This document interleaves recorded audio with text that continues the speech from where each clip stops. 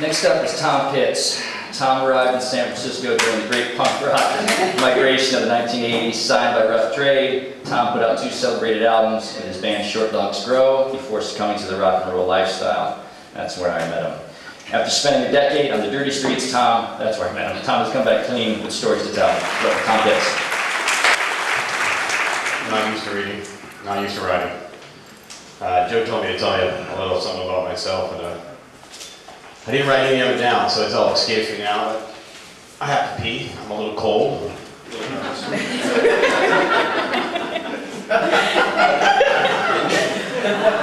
Alright, this is a story called Turk and Taylor. The problem was finding a place to shoot up. I've tried everything. Public buses, public bathrooms, people's front stoops, in the parks, in parking lots where needles were safely hidden under the bumper of an immobilized car. It was a constant problem that needed constant solving. One of the safest, most private places I could think of was a video arcade porno booth. The kind of joint that a guy went into with a roll of quarters in one hand and a hard-on in the other. I'd done it before. There was a XXX porno shop beside the methadone clinic with pay-by-the-minute video booths hidden in back. I'd gone in, cooked up, and hit up by the light of 36 channels of endless sex. It was maybe my 3rd visit to the video arcade. I went into the booth, started to set up shop. This included grabbing some newspaper from my bag and stuffing the glory hole to ensure complete privacy. This time the paper popped back out. I stuffed it right back in. Again, it popped back out. Oh. There was someone on the other side pushing it out. I was so focused on finally having solitude that it didn't even occur to me that that was what the fucking glory hole was there for in the first place. I had a needle in one hand, a spoon in the other. It was worse than being caught masturbating. No thanks, I said, replacing the paper. Loudly, I thought, but I guess not loudly enough, because the paper popped right back out. God damn it. I was pissed. I didn't have all day. They made you buy a minimum of $3 in tokens, and each of the tokens lasted only seconds, it seemed. I only had so much light to unpack this shit, cook it up, and trickiest of all, find a vein. At any moment I feared a big hard cock being shoved through the hole. Or a terrified voice shouting, "Hey, what are you doing in there? That's not beating off." I leaned over and shouted at the hole, "Try another fucking booth." I shoved the paper back in the hole and added, "Not interested." An unnecessary appeasement, in case I'd hurt the pervert's feelings. I think he had figured out that I'd be doing something other than what he was doing. I went about my business quick. My tiny bottle of water, my little rat shit-sized piece of black tar heroin, a shred of filter for my cigarette to draw it up through, and the reason for my urgency. A quarter gram of cocaine ready to slide in once the junk was heated and dissolved. I'd pump a few more tokens into the machine and look around for some fucking going on in a white room. Then when I thought the light was best, I'd take the spoon and twist it up into my sleeve, creating an eternity, and start poking around till I got something. Afterward, I'd stay in there, use up my tokens, check out the movies, but I never could. I'd flip around the channels, rubbing myself a little, but I had no interest. I was already satisfied. It took a month or so, excuse me, let me take a sip of water here. I'm professional, I know, but I'm not getting paid. It took a month or so before I felt like I had to go back to the booths again. It was late.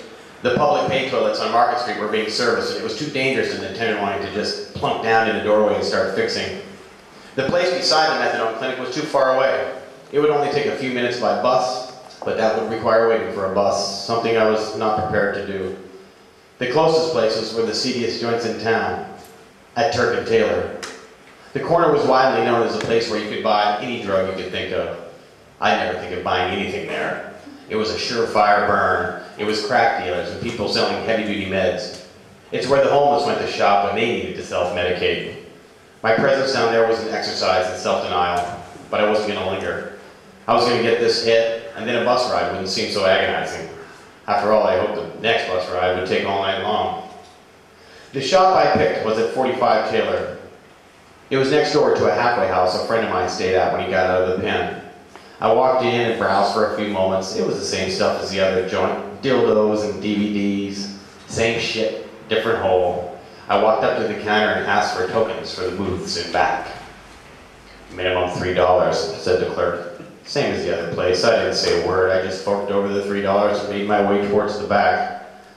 Once inside, I went through the same ritual as before. Only this time I noticed that the tokens didn't give me as much time. I was tearing cellophane with my teeth and drawing up water when I heard a knock. I froze, fearful like a deer. Who would knock? Is that management? What do they want? They'd have to assume I was jerking off and want some privacy, so I decided to ignore them and keep moving.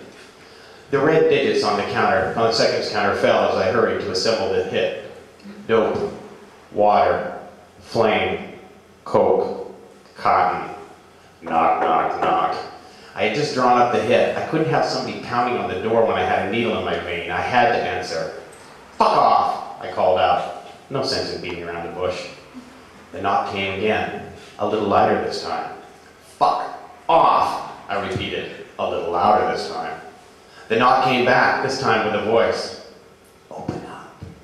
It was tough to make out, but it was a voice.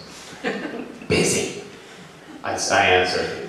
I wanted to kick the door open and scream, what the fuck? But I wanted that hit. Come on, man, open up. The voice was barely above a whisper. I knew it wasn't management or the cops. It was almost pleading. What? I said as sharply as possible. I still didn't want to open that door. Then I heard the voice say something I couldn't make out. It was a question, I could tell. But who could tell what? The voice repeated the question. Jesus Christ, I wasn't going to get rid of this guy. I didn't know if he needed a light or was hitting me up for change, but I was going to have to open up that door. I held the needle behind my back and cracked it open just a bit. There was no one there. Then, the voice repeated the question. Even when the door cracked, I still couldn't understand the question. I opened the door further to see where the person owning that voice went. It was then I saw something move in the blackness in front of me.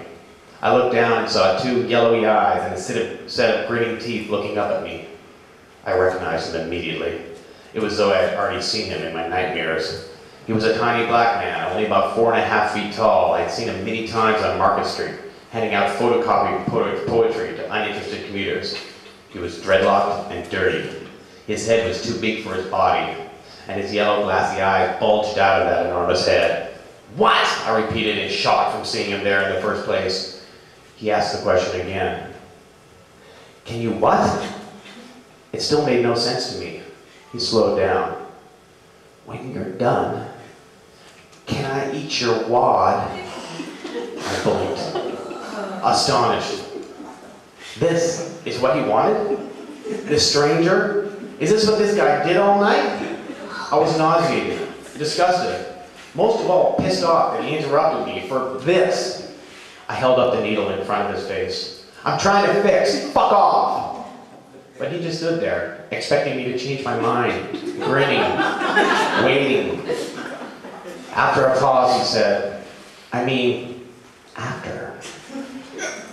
I'm fixing. I don't have any wads, I said, and slammed the door. I went back to work. Wham, slam, pack up, and get out. I was trying not to think about that little troll at the door, about what kind of death wish one must have to go and beg to gulp a stranger's semen in a porno booth in a Tenderloin.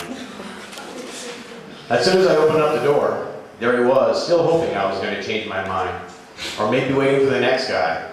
I thought to bitch to the clerk, but decided that next time, I'd take the bus down to the train station and take my chances with the hobos in the public restrooms there. Thank you.